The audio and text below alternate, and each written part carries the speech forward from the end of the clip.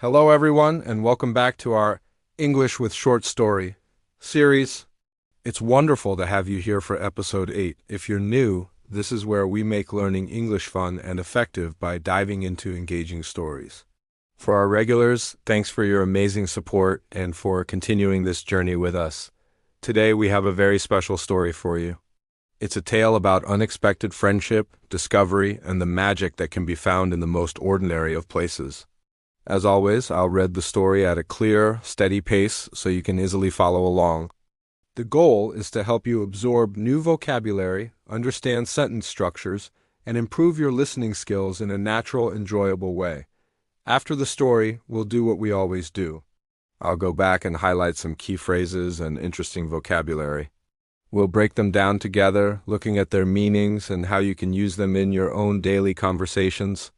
This method is all about context, learning words not just from a list, but from seeing how they live and breathe within a narrative.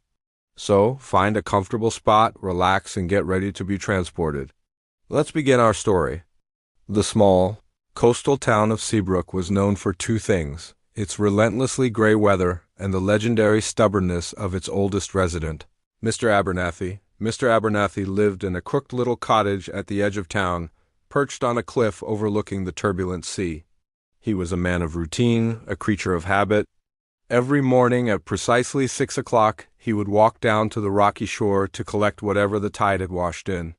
He wasn't looking for treasure, just dot-dot-dings, smooth stones, gnarled pieces of driftwood, and the occasional colorful sea glass. One Tuesday morning, which was grayer than most, Mr. Abernathy found something unusual. Tucked between two large, moss-covered rocks was a small wooden box. It was weathered and worn, clearly having spent a long time in the water. Curiosity, an emotion Mr. Abernathy hadn't felt in years, flickered within him. He picked it up. It wasn't locked. With trembling, aged hands, he lifted the lid. Inside there was no gold or jewels. Instead, nestled on a bed of dried seaweed, was a single, intricately folded paper crane. It was made from a beautiful, iridescent paper that shimmered with the colors of a sunrise. Mr. Abernathy, a man who prided himself on his practicality, found himself strangely captivated by this delicate, seemingly useless object. He carefully placed it in his pocket and continued his walk, his mind buzzing with questions. Who made this? Where did it come from? The next day he found another, and the day after that another.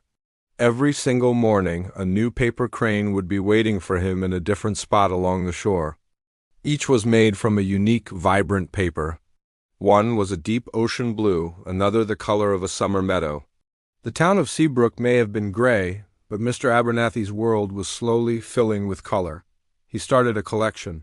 He cleared a dusty shelf in his cottage and lined them up, a silent, colorful flock. They became the first thing he looked at in the morning and the last thing he saw at night. His rigid routine now had a new, exciting purpose. The walks were no longer just a habit. They were a treasure hunt. Weeks turned into months. The collection grew.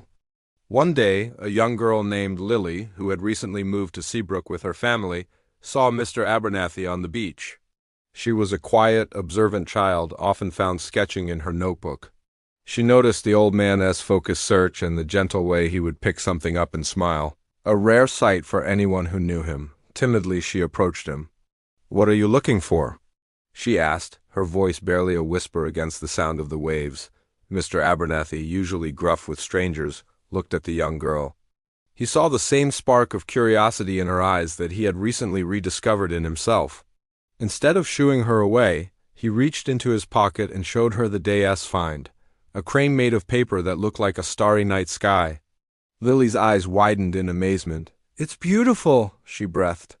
"I make those too." Mr. Abernathy was taken aback. "You?" Lily nodded. She explained that her family had moved from a big city and she missed her friends. Making and releasing the paper cranes into the sea was her way of sending out wishes and messages of hope into the world, hoping they'd find a friendly shore. She never knew who, if anyone, was finding them. A slow smile spread across Mr. Abernathy's weathered face. The mysterious artist, the source of his newfound joy, was this small child standing before him. He wasn't just collecting discarded objects. He was receiving messages of hope, From that day on, a new routine was formed. Lily would join Mr. Abernethy on his morning walks. Sometimes they would talk for hours, other times they would walk in comfortable silence. He told her stories of the sea, and she showed him how to fold the paper cranes. The grumpy old man of Seabrook began to change. He started smiling at people in town. He even invited Lily and her family over for tea, showing them his magnificent collection. His little cottage, once dim and quiet, was now filled with color and the sound of laughter. The people of Seabrook noticed the change. They saw the unlikely friendship between the old man and the young girl. They saw how a small act of hope, folded into a piece of paper, could wash ashore and change a life, bringing color and connection to even the grayest of places. What a heartwarming story, right? It just shows how a small gesture can make a huge impact. Now, let's explore some of the wonderful vocabulary and phrases from our story. The first phrase I want to look at is a creature of habit. The story says, he was a man of routine, a creature of habit. This is a fantastic idiom. It describes someone who does the same things at the same time every day. They like their routine and don't like change. You could say, my dad is such a creature of habit. He has the same breakfast every single morning. It's a very common and descriptive way to talk about someone's personality. Next, let's look at the word intricately. We read, nestled on a bed of dried seaweed was a single, intricately folded paper crane. Intricately is an adverb that means in a very complicated or detailed manner. It suggests that a lot of skill and care went into making something. For example, the wedding dress was intricately beaded, or he explained the intricately designed plan. It adds a sense of quality and complexity.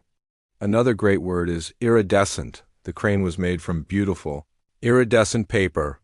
Iridescent is an adjective used to describe something that shows luminous colors that seem to change when seen from different angles.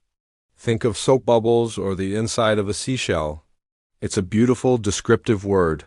You might say, the dragonfly's wings were iridescent in the sunlight. How about the expression taken aback? When Lily said she made the cranes, the story says, Mr. Abernethy was taken aback. To be taken aback means to be surprised or shocked. It's a phrasal verb.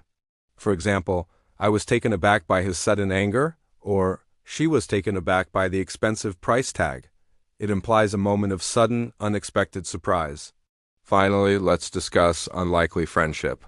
The townspeople saw the unlikely friendship between the old man and the young girl. An unlikely friendship is a friendship between two people who you would not expect to be friends, perhaps because they have very different ages, personalities, or backgrounds. It highlights a special connection that goes beyond superficial differences. We often see stories about unlikely friendships between different animal species, for example. So to recap, we have a creature of habit, someone who loves routine. Intricately, meaning detailed and complex. Iridescent, for that shimmery, color-changing quality. Taken aback, meaning surprised. And unlikely friendship, a special bond between two very different people. Try to use one or two of these in your conversations this week. The more you use new words, the more they become a part of your own vocabulary. That's the real secret to fluency. And that brings us to the end of episode 8. I truly hope you enjoyed the story of Mr. Abernethy and Lily, and that you found the vocabulary breakdown helpful.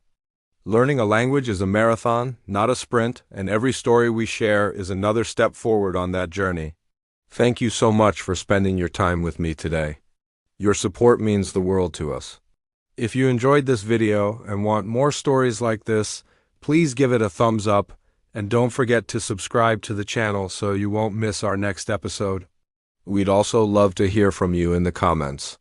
Let us know what you thought of the story, or try using one of our new words in a sentence.